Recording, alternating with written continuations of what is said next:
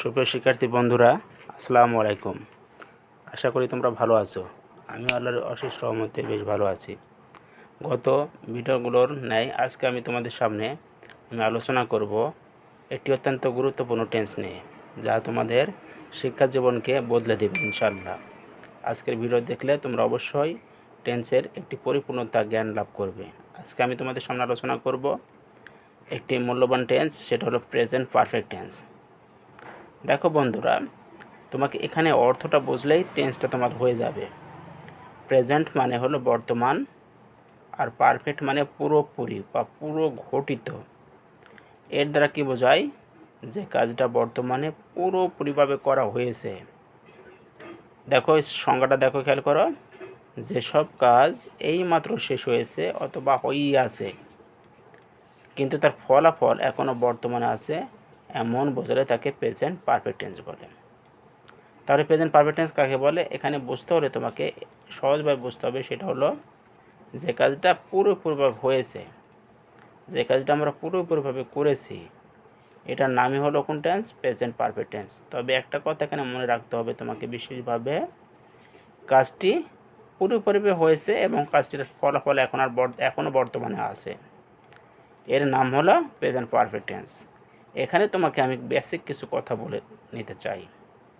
দেখো, তোমাকে আমি বলছি একটা ভার্বের 3টা ফর্ম থাকে: present form, past form, past participle form. যেমন গো মানে যাওয়া, এটা প্রেজেন্ট ফর্ম। ওয়েন্ট হলো পাস্ট ফর্ম এবং গনটা হলো পাস্ট পার্টিসিপল ফর্ম। যেমন রাইট মানে লেখা, এটা present form. Road past form, written past participle form. এভাবে প্রতিটা ভার্বের 3টা ফর্ম থাকে: প্রেজেন্ট ফর্ম, প্রেজেন্ট ফর্মের অপর নাম হলো বেস ফর্ম, পাস্ট ফর্ম এবং পাস্ট পার্টিসিপল ফর্ম। প্রতিটা পারফেক্ট টেন্স হলে তোমাকে একটা ভালো করে মনে রাখতে হবে একটা কথা: প্রতিটা পারফেক্ট টেন্স হলে অবশ্যই কী হবে? ভার্বের পাস্ট পার্টিসিপল ফর্ম হবে। সেটা প্রেজেন্ট পারফেক্ট টেন্স হোক, পাস্ট পারফেক্ট টেন্স হোক, ফিউচার পারফেক্ট টেন্স হোক। পারফেক্ট টেন্স মানে কি দেব? ভার্বের পাস্ট পার্টিসিপল ফর্ম দেব। তাহলে চলো বন্ধুরা, মূল আলোচনায় প্রবেশ করি। এখানের গঠনটা দেখো। গঠনটা একটা গঠনের মাধ্যমে তুমি প্রতিটা পরের গঠনগুলো অত্যন্ত সুন্দরভাবে জানতে পারবে এবং ব্যবহার করতে পারবে। দেখো, প্রথমে যে গঠনটা আছে, দেখো প্রথমে সাবজেক্ট আসবে, তারপরে সাহায্যকারী ভার্ব হ্যাভ অথবা হ্যাজ। হ্যাঁ বন্ধুরা, প্রেজেন্ট পারফেক্ট টেন্স হলে সাহায্যকারী ভার্ব হবে হ্যাভ অথবা হ্যাজ। আর একটু আগে তোমাদের বললাম প্রতিটা পারফেক্ট টেন্স হলে ভার্বের কী হবে? পাস্ট পার্টিসিপল ফর্ম হবে। এই যে V3 মানে আমি বোঝাতে চাচ্ছি ভার্বের পাস্ট পার্টিসিপল ফর্ম। তারপরে আসবে অবজেক্ট প্লাস এক্সটেনশান, এটা হ্যাঁ বোধক হলে। তাহলে এই স্ট্রাকচার থেকে তুমি কি বুঝলে? এখানে সাহায্যকারী ভার্ব হলো হ্যাভ অথবা হ্যাজ, আর পারফেক্ট টেন্স হওয়ার কারণে এখানে কী হবে? ভার্বের কী হবে? পাস্ট পার্টিসিপল ফর্ম হবে। এটা মনে রাখলেই তুমি পরেগুলা অতি সহজে করতে পারবে। এবার দেখো, না বোধক হলে কী হয় স্ট্রাকচারটা?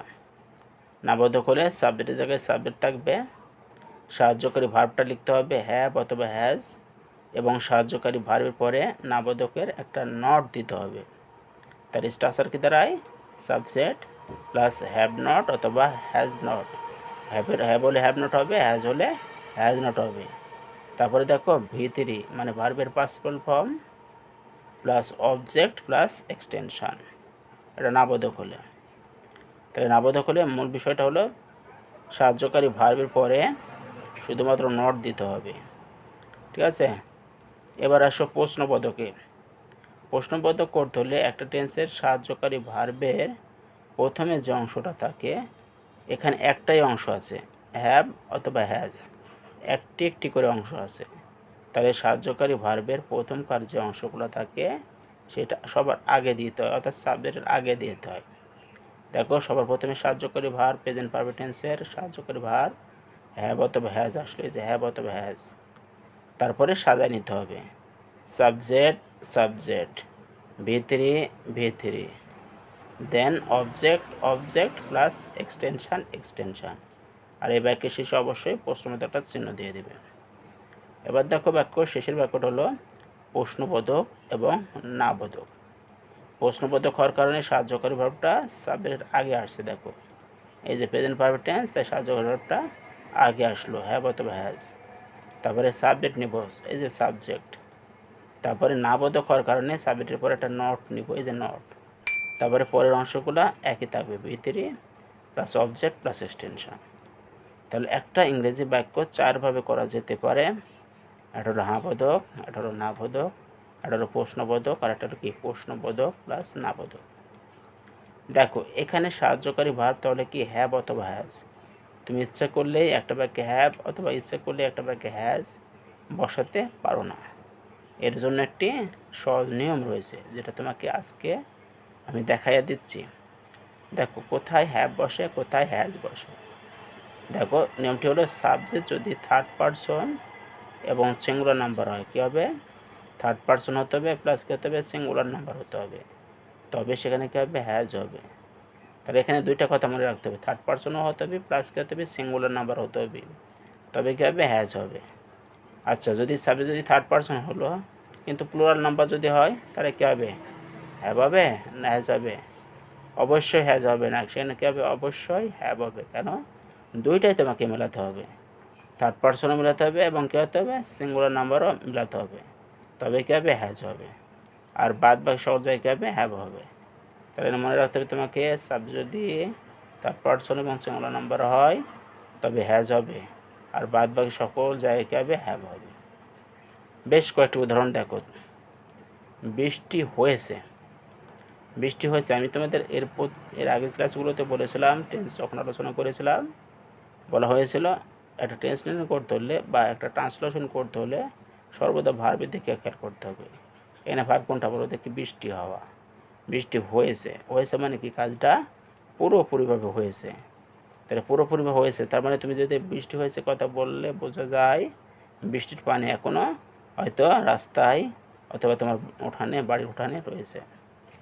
তাহলে স্ট্রাকচার অনুযায়ী করি। আর একটা কথা তোমাকে বলি, বৃষ্টি হওয়ার ক্ষেত্রে সাবজেক্ট ইট ধরতে হয়, ইটকে সাবজেক্ট দিতে হয়। তাহলে প্রথমে সাবজেক্টের যাই কি নিব? ইট নিব, ইট নিলাম। তারপরে কি আছে? শুধু কি আছে? হ্যাভ অথবা হ্যাজ। তাহলে ইট কোন পারসন? ইট হলো দেখো থার্ড পারসন। সাবজেক্ট কোন পারসন? থার্ড পারসন এবং সিঙ্গুলার নাম্বার। তাহলে এখানে কী দেবো? দেখো তো হ্যাজ দেবো, এই যে হ্যাজ দিয়েছি, দেখছো ইটের পরে কী দিয়েছি? এই যে হ্যাজ দিয়েছি। তারপরে কি আসবে? ভার্বের দেখো স্ট্রাকচার কি আছে? ভার্বের পাস্ট পার্টিসিপল ফর্ম, এই যে ভার্বের পাস্ট পার্টিসিপল ফর্ম রেইন, তার পাস্ট পার্টিসিপল ফর্ম করলে কী হবে? Rained, rained. এই যে সহজভাবে স্ট্রাকচারের মাধ্যমে করে ফেলতে পারবে ইনশাল্লাহ। রহিম কলমটি চুরি করেছে, রহিম কলমটি চুরি করেছে। তাহলে চুরি করেছে মানে কি? চুরি করা কাজটা কমপ্লিট হয়েছে, পুরোপুরিভাবে হয়েছে। তাহলে প্রথমে কী দেবো? সাবজেক্ট। সাবজেক্ট কোনটা? দেখো তো রহিম, রহিমের ইংরেজি কি? রহিম। তারপরে সাবজেক্টের পরে কী আসবে? হ্যাভ অথবা হ্যাজ।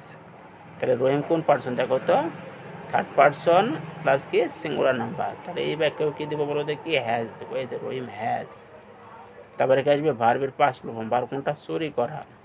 চুরি করা ইংরেজি কি জানো? স্টিল মানে চুরি করা। পাস্ট ফর্ম কী হবে? তাহলে স্টোল, আর পাস্ট ফর্ম হবে কি? স্টোলেন। তাহলে আমার এখানে কী দরকার? যেহেতু পারফেক্ট টেন্স, তার মানে কী হবে? ভার্বের পাস্ট ফর্ম দরকার। রহিম হ্যাজ স্টোলেন দ্য পেন। তারপরে দেখো পরে উদাহরণটি দেখো, তুমি কাজটি শেষ করেছো। তুমি কাজটি শেষ করেছো বলতে কী বোঝায়? কাজটি পুরোপুরিভাবে হয়েছে। তাহলে স্ট্রাকচার অনুযায়ী কী হবে? প্রথমে দেখো, প্রথমে সাবজেক্ট নাও। সাবজেক্ট কোনটা? দেখো তো তুমি।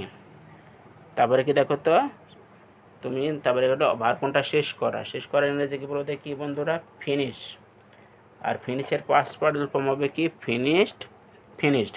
তাহলে এখানে দেখো একটি কথা বলতে মিস হয়েছে। দেখো এখানে হ্যাভ অথবা হ্যাজ নিতে হবে। তাহলে ইউ কোন পারসন?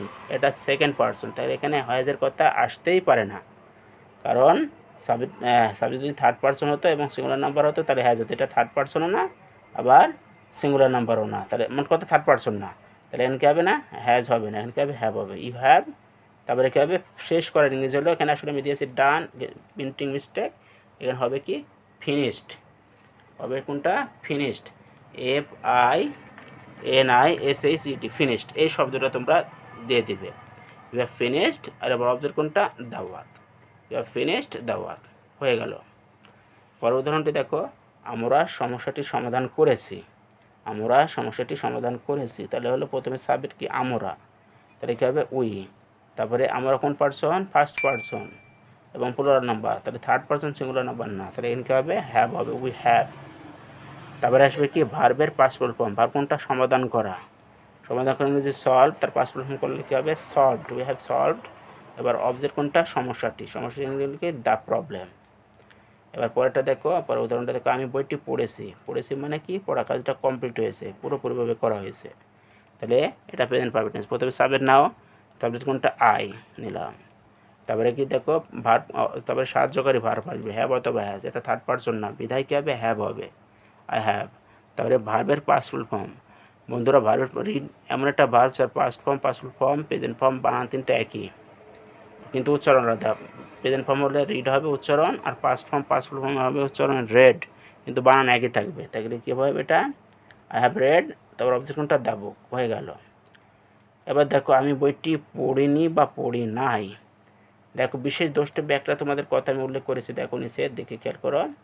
বিশেষ দ্রষ্টব্য দেখো ভার্বের সাথে যদি, বাংলা বাক্যে ভার্বের সাথে যদি নি বা নাই কথা উল্লেখ থাকে, তবে বাক্যটা প্রেজেন্ট পারফেক্ট টেন্স হয়। ভার্বের সাথে যদি নি অথবা নাই কথা উল্লেখ থাকে, তাহলে বাক্যটা কোন টেন্স হয়, প্রেজেন্ট পারফেক্ট টেন্স হয়।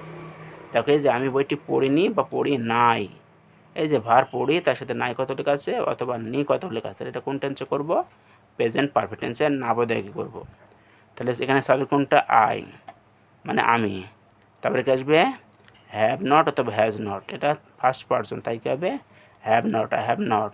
তারপরে পড়ার ইংরেজি হলো read, red, red, have not red, object হলো দ্য বুক, আমি বইটি পড়িনি, হয়ে গেল। এবার দেখো আমি কি বইটি পড়েছি, এই যে কি আছে, কি দ্বারা কী বোঝায়, প্রশ্ন করা বোঝায়। তাহলে প্রশ্ন করা বোঝালে কী হবে, প্রথমেই সাহায্যকারী ভার্ব চলে আসবে, আর সাহায্যকারী ভার্বটা কোনটা অনুযায়ী বসবে, সাবের অনুযায়ী বসবে। তাহলে এখানে দেখো তো আই আছে, আই ফার্স্ট পারসন, তাহলে এখানে কি হয়, হবে, অবশ্যই হবে না। তাহলে প্রথমে কী হবে, হ্যাভ, তারপরে সাবের কোনটা, আমি, আই, তারপরে ভার্ব কোনটা, পড়া, পড়ার ইংরেজি হলো কি, রিড, রেড, রেড, আর অবজেক্ট কোনটা, দ্য বুক। বাকি শেষে প্রশ্নবোধক চিহ্ন দিয়ে দিতে হবে। এবার দেখো আমি কি বইটি পড়িনি বা পড়ি নাই, দেখো এই যে কী আছে, তার মানে প্রশ্নবোধক, আবার নি বা নাই কথা লেখা আছে, তাহলে কি, না বোধক, এবং নি বা নাই কথা থাকার কারণে এটা কোন টেন্স হবে, প্রেজেন্ট পারফেক্ট টেন্স হবে। তাহলে প্রথমে সাহায্যকারী ভার্ব নাও, প্রশ্নবোধকের কারণে হ্যাভ, কারণ আমি সাবজেক্ট, তারপরে সাবজেক্ট নিব আই, তারপরে না বোধকের কারণে নট নিব, তাহলে ভার্ব কোনটা, পড়া, পড়া ইংরেজি রিড, রেড, রেড নিব, অবজেক্ট হলো দ্য বুক, এবং বাকি শেষে প্রশ্নবোধক চিহ্ন দেব। আশা করি সুপ্রিয় শিক্ষার্থী বন্ধুরা এই ভিডিওটির প্রথম থেকে শুরু করে শেষ পর্যন্ত তোমরা যদি মনোযোগের সাথে দেখো প্রেজেন্ট পারফেক্ট টেন্স নিয়ে, আর জীবনে কখনো তোমাদের সমস্যা হবে না ইনশাআল্লাহ। তোমরা অনায়াসে প্রেজেন্ট পারফেক্টকে আয়ত্ত করতে পারবে এবং টেন্স ভীতি তোমাদের ভিতর থেকে দূর হবে ইনশাআল্লাহ। তো আগামী ক্লাসে তোমাদের সামনে আমি প্রেজেন্ট পারফেক্ট কন্টিনিউয়াস টেন্স নিয়ে হাজির হব। সেই ভিডিও দেখার আমন্ত্রণ জানিয়ে আজকে এই পর্যন্ত, খোদা হাফেজ।